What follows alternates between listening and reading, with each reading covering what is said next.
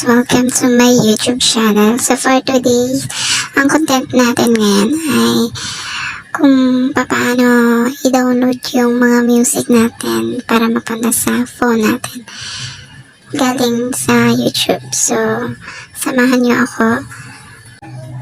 Punta kayo sa Google Chrome nyo. At punta muna para tayo sa YouTube. Kumuha tayo doon ng music na gusto nyong gamitin.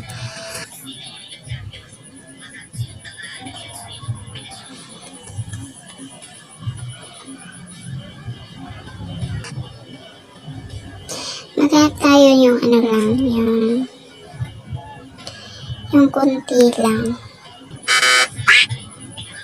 So ito, try natin to guys. Ito.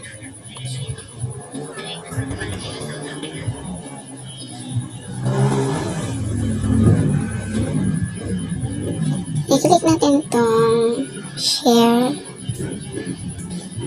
Then, copy link natin guys. Ito. I-click natin yung copy link. So, na-copy na siya. Ayan. So, punta tayo sa Chrome.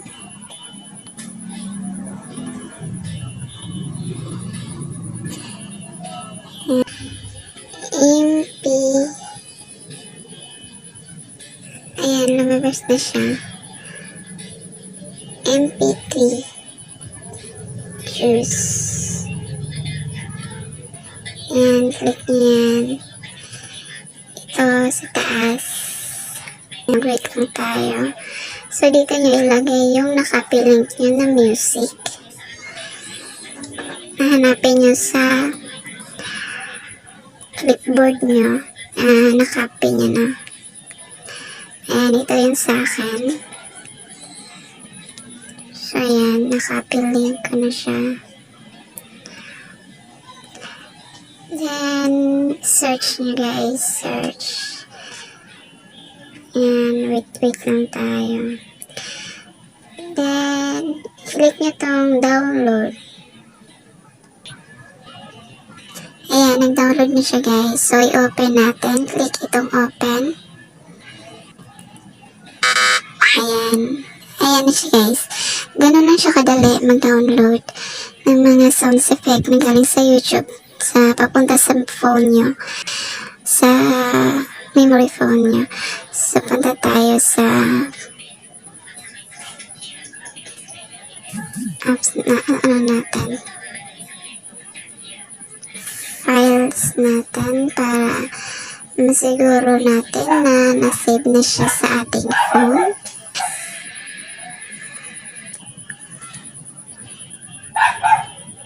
So, ayan na siya guys. Ayan, ito na siya. Ayan. Ayan. Napunta na siya sa files natin. So, ayan na guys. Ganun lang kadali. Ganyan lang siya kadali i-move ang sounds effect sa memory phone nyo galing sa YouTube.